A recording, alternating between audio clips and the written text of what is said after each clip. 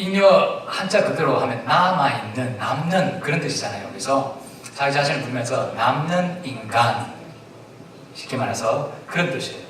그래요. 그의 잉여인간, 남는 인간이라 그래가지고 그다지 쓸모없어 보이는 그런 사람 혹은 그다지 도움이 안 되는 그런 사람의 뜻을 가지고 있는 거예요. 우리 젊은 한참 일을 해야 할 친구들이 자기 자신을 보고 잉여인간이라고 한탄한 소리를 하고 있습니다. 아마도 취업도 못하고 또 사회적으로도 특별한 역할을 하지 않고 있는 이 자기 자신을 그죠? 빗대어서 아마 위에 있는 분들 들으라고 자조 섞인 그런 말인 것 같아요. 그래서 이 인터넷에 유명한 청년 래퍼가 있는데요. 래퍼가 이런 내용의 글을, 이런 랩을 불러서 많은 청년 사이에 유행하고 있습니다. 내용은 이렇습니다. 제가 랩을 안 하겠습니다. 그냥 읽겠습니다.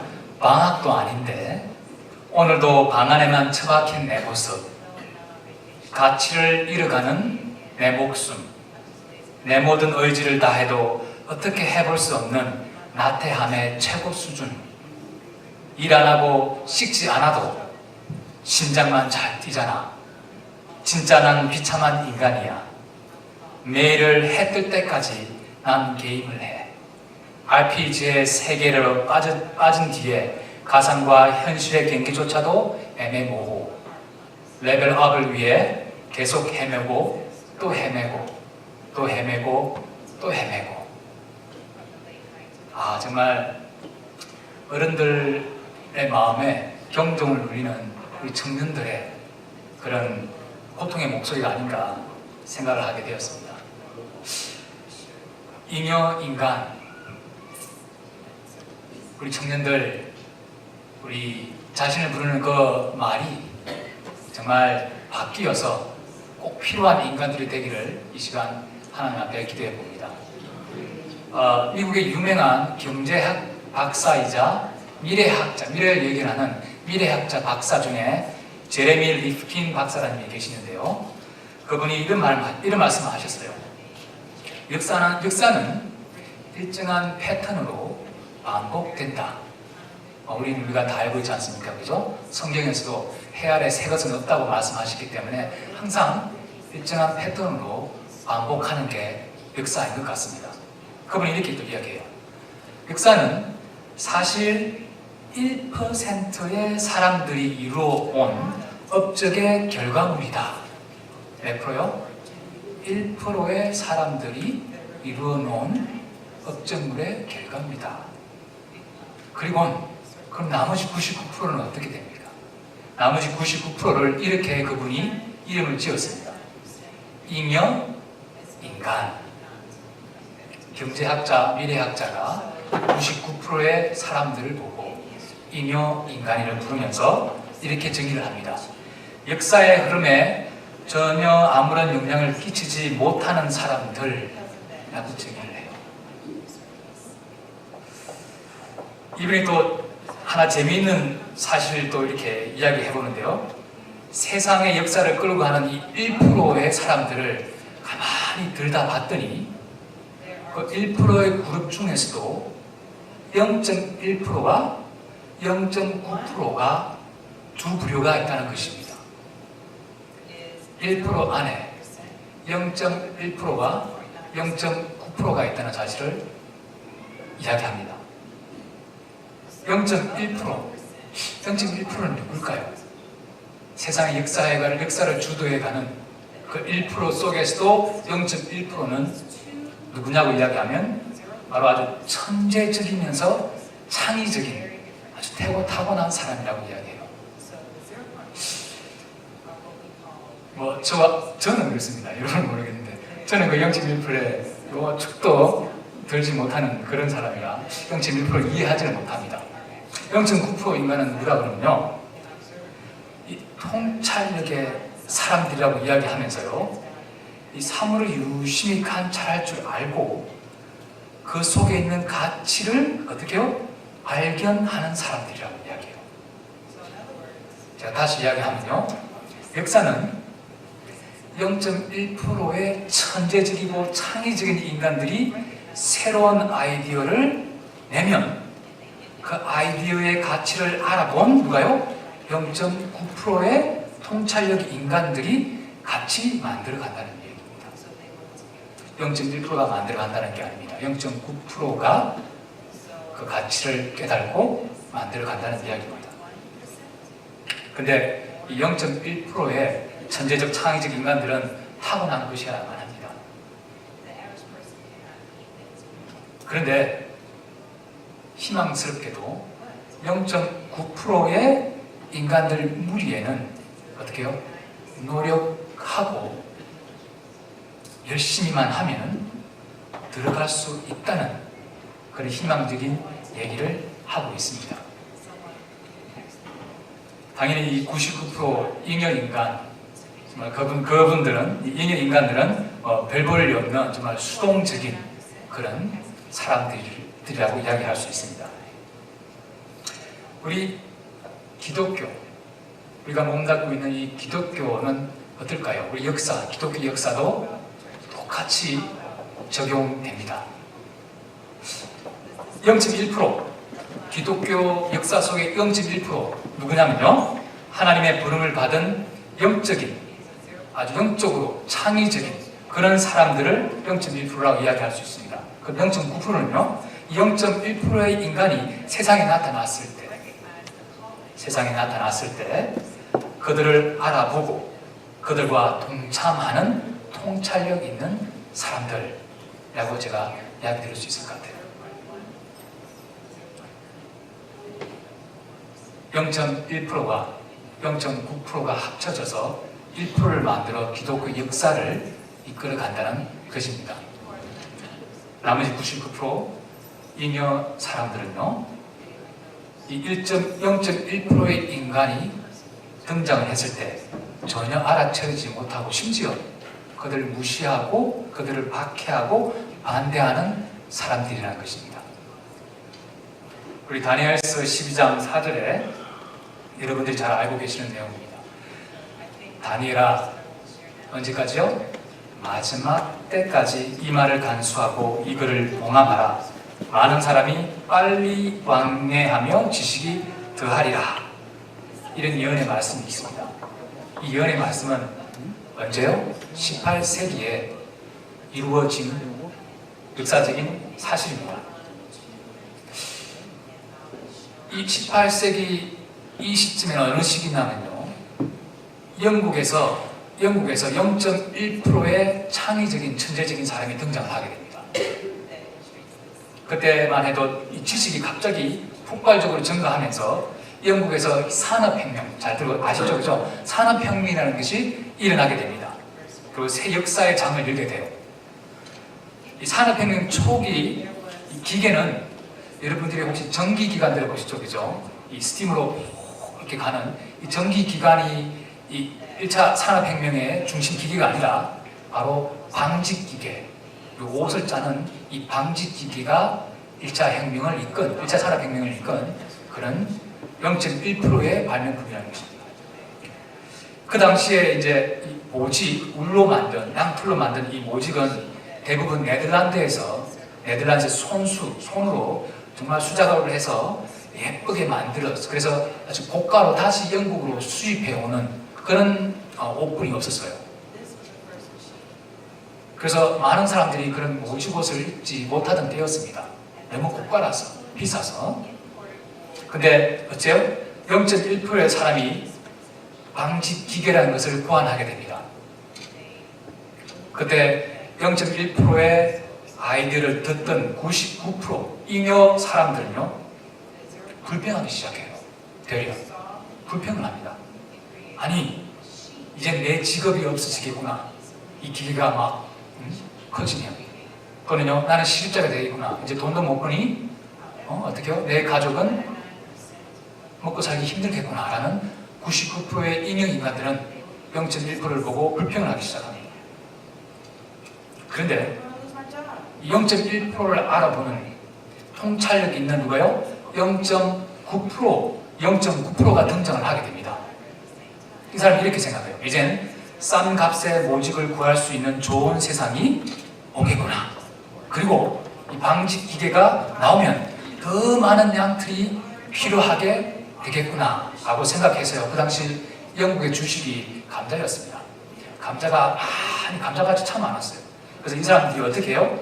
흔한 감자밭을 싸게 구입을 해요. 그래서 그곳에 어떻게 해요? 감자를 다 꺾고 목초를 심고 양을 기르기 시작합니다. 양 목장을 하게 돼요.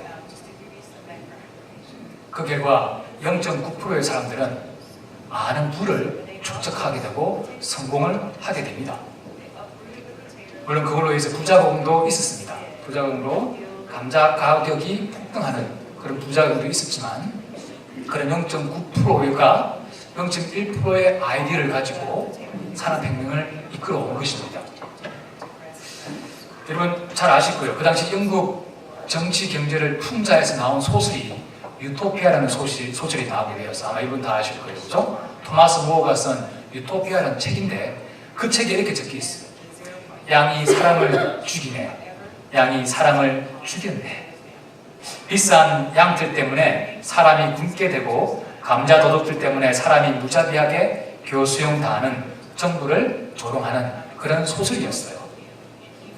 근데 우리는 그 유토피아라는 말을 너무나 많이 쓰고 있지 않습니까? 우리가 기다리는 유토피아, 정말 평온하고 아름다운 그런 유토피아를 많이 그리고 있지 않습니까? 근데 유토피아 그 말 자체가 유토피아인데요. 유는 노라는 뜻이에요. 토피아는 플레이스예요. 그래서 그런 장소는 없다는 겁니다. 그 단어를 맨 처음 만든 분이 그런 장소는 없다라고 만들었는데 그 단어를 우리는 오늘날 유토피아를 꿈꾸면서 그 단어를 쓰고 있다는 게 또한 아이러니한 것 같아요. 18세기는 그렇게 해서 0.1%와 0.9%가 새로운 시대를 열고 나갔습니다. 20세기 0.1%의 인간 헨리 포트, 여러분 잘 아시는 헨리 포트가 등장을 하게 차를 만드는 이 포트가 자동차를 제작할 것이라고 전국에 발표하자마자 어떤 일이 있냐면 모든 미국 전 지역에 있는 신문 회사들이 신문들에서 이렇게 막 조롱과 비난의 글을 쓰게 돼요. 아니 이런 하면서 그 내용은 자동차 한 대 제작비가 기차 한 대 만드는 값보다 훨씬 비싸고 또 기차는 수백 명을 이동할 수 있는데 차는 다당 2명 내지 4명만 운반하는데 그와 같은 정말 말도 안 되는 그런 아이디어를 내냐고 이렇게 비난을 하기 시작합니다. 그게 신기술이냐? 정말 어처구니 없네 라고 하면서 99%의 잉여 사람들이 비난을 하게 돼요. 그때도 어떻게 해요?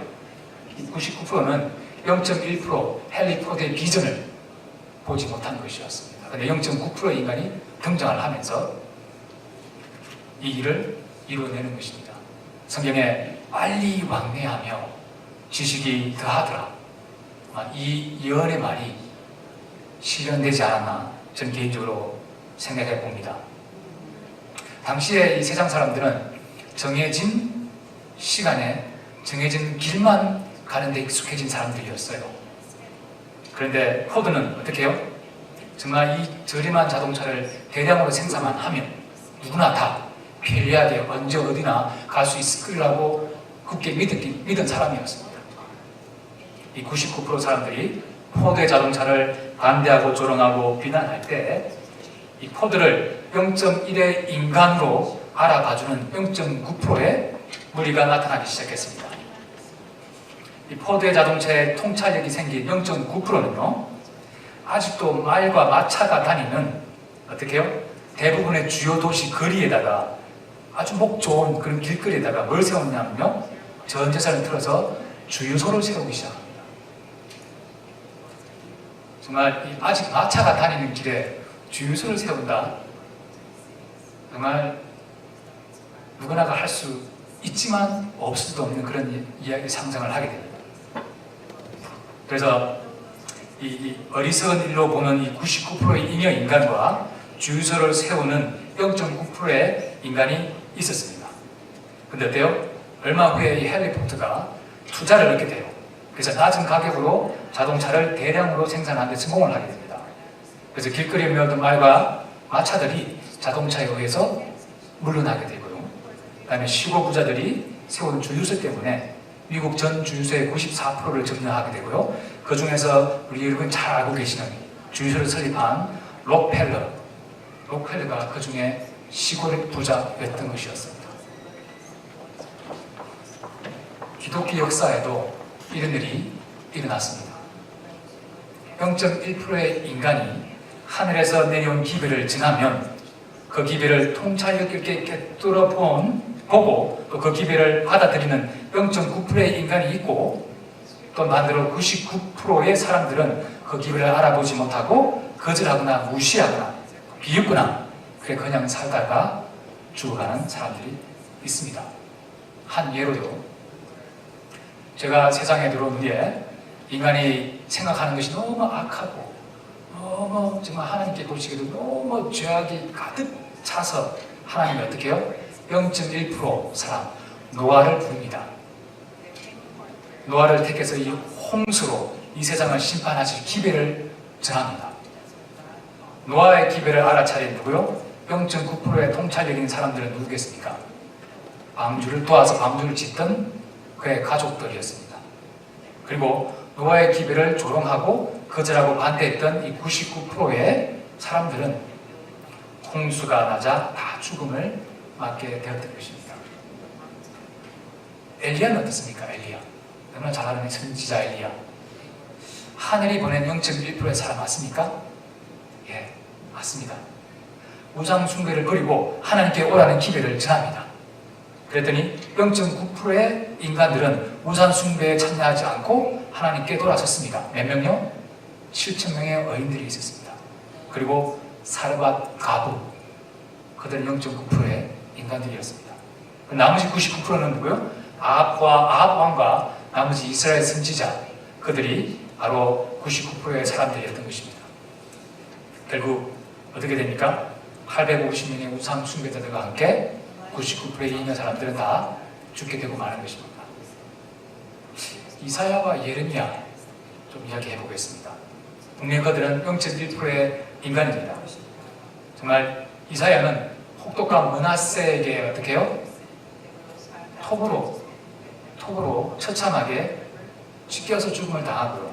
예레미야는 토굴 속에서 인생을 보내면서 울음과 정말 통곡을 하면서 보내는 눈물의 선지자였던 것입니다. 침례 요한, 전형적인 0.1%의 사람이었습니다.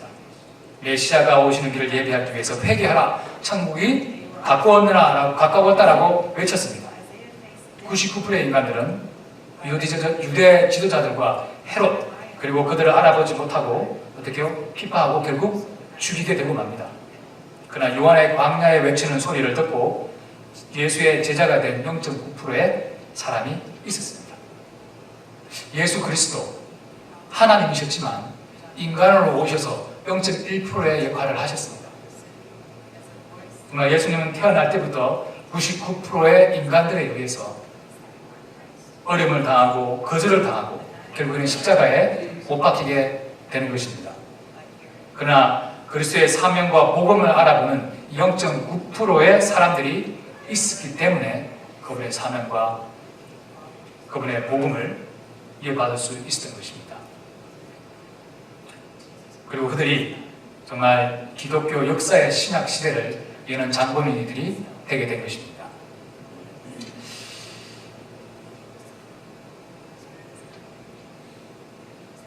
그 이후 이 종교 암흑시대라고 부르죠. 중세시대, 암흑시대에 0.1%의 종교 개혁자들이 또 등장을 하게 됩니다. 마틴 루터, 독일의 가난한 이 광부의 아들로 태어나게 되는데요. 정말 하늘의 음성을 이해하지 못하는 99%의 인간들이 루터의 개혁을 이해하지 못했고 격렬히 반대하고 조롱하고 어떻게 해요? 0.9%의 통찰력 있는 사람들의 협력으로 종교개혁 성공, 그 다음에 결국 새로운 개신교 시대를 열리게 되는 것입니다. 중세기 이 종교 암흑 시간을 예언한 여러분 잘 아시다시피 한때, 두때, 반때, 그 다음에 1260년 이 기간 예언이 끝나자마자 어떻게 해요? 하늘은 또한 0.1%의 인간 콜럼버스를 하나님께서 불러서 미국의 신대륙을 발견하게 합니다. 그 당시에 99%의 잉여 인간은 어떻습니까? 바다 끝은 낭떠러지고 신대륙은 온갖 질병과 온갖 정말 어려운 것들로 가득 찬데 왜 그런 항무지로 갈 생각을 하냐라고 불평불만을 하게 됩니다. 근데 0.9%의 오직 신앙 자유를 위해서 유럽에서 핍박받는 하나님의 백성들을 그 땅으로 피난하게 하십니다. 계시록 12장 17절에 예언된 그 예언이 성취되는 것이었어요. 용이 여자에게 분노하여 돌아가 그 여자의 남은 자손 곧 하나님의 계명을 지키며 예수의 증거를 가진 자들로 더불어 싸우려고 바다 모래 위에 섰더라. 이 성경 구절을 이렇게 다시 설명할 수 있을 것 같아요.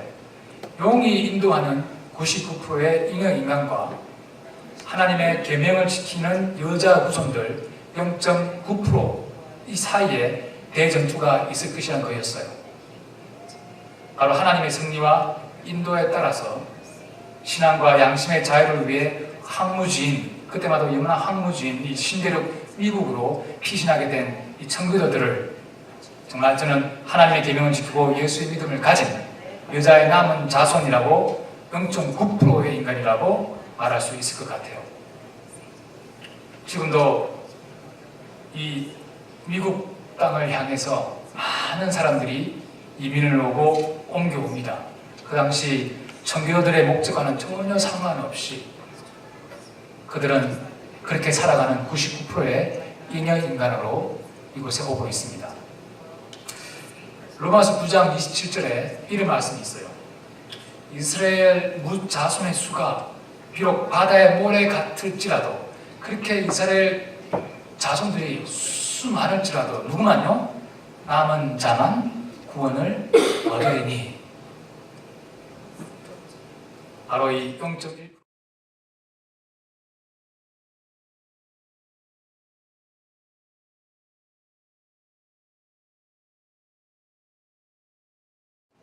윌리엄 밀러 남북전쟁에 참여한 후에 성경을 읽기 시작하고 창세기부터 시작하면서 이해가 되지 않는 부분이 있으면 결코 넘어가는 법이 없었습니다. 이해를 하고 그래서 꼭 이해가 되면 다음을 넘어가는 그런 성경 연구 원칙을 가지고 공부한 사람이었어요. 그래서 다니엘 8장 14절에 2300주야까지니 그때 성소가 정결함을 입으리라 하는 이 구절을 접했을 때 이 윌리엄 밀러는 넘어가지를 못했습니다. 열심히 연구한 결과 이런 결론에 이르렀습니다. 성소가 정결한다. 이 지상에는 성소가 없는데 어떤 성소를 말할까? 그럼 이 세상에 성소가 없으니 진짜 하나님의 성소는 아니고 지구가 정결되는 것이다. 예수님의 재림이다 라고 그는 굳게 믿고 하나님의 말씀을 연구하기 시작했던 것입니다. 그때부터 성소의 기별을 전하는 사람들이 등장을 하는데요. 그들이 마지막 시대의 0.1%와 0.9%의 사람입니다.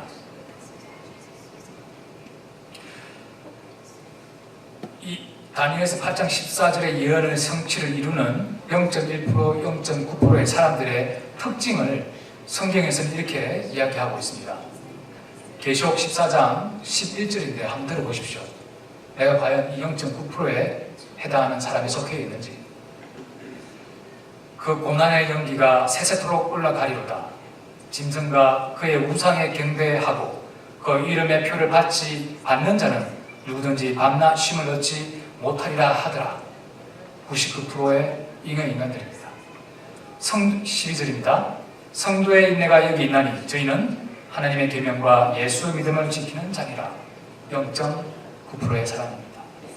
히브리서 11장 13절인데요. 한번 들어보시기 바랍니다.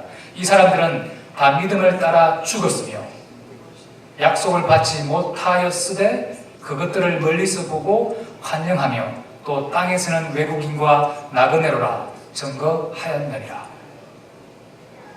땅에서 외국인과 나그네 삶을 산 사람은 0.9%입니다.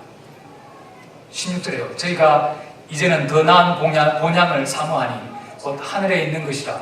그러므로 하나님이 저희 하나님이십니다. 일컬음 받으심을 부끄러워하지 아니하고 저희를 위하여 한성을 예비하셨느니라. 정말 이 땅의 것이 아닌 하늘 본향을 더 사모하고 그곳을 매일매일 그리며 사는 그런 사람들이 0.9%라는 것입니다.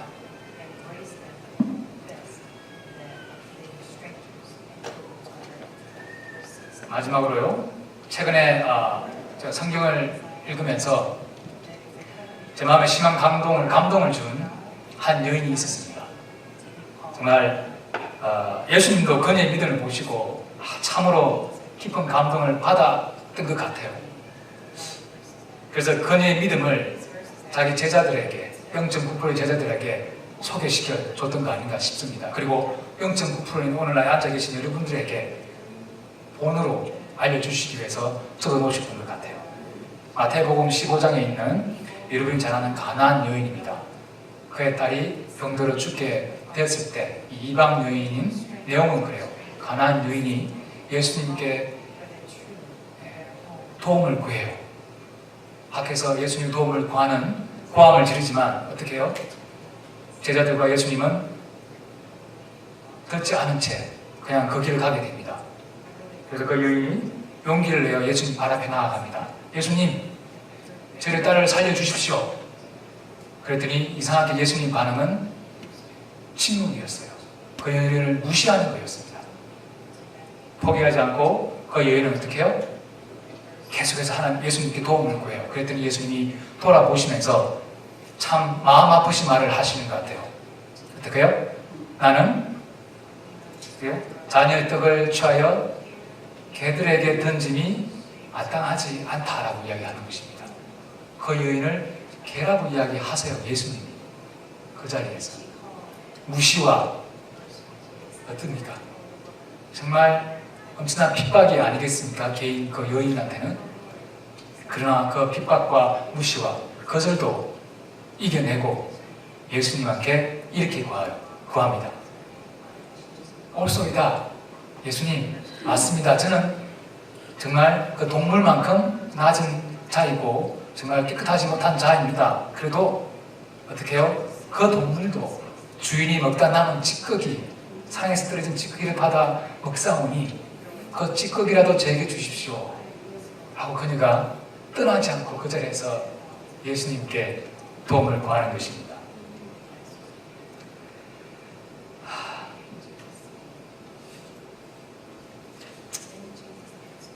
예수의 믿음을 가지고 사는 저와 여러분들은 예수님이 일부러 그랬겠습니까?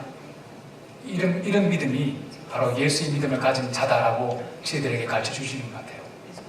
세상에 살면서 예수의 믿음을 가진 자들은 계명뿐만 아니라 계명을 지킨다는 이유뿐만 아니라 예수 믿음을 가진다는 그 자체만으로도 거절과 핍박과 그런 어려움을 당한다고 하셨어요.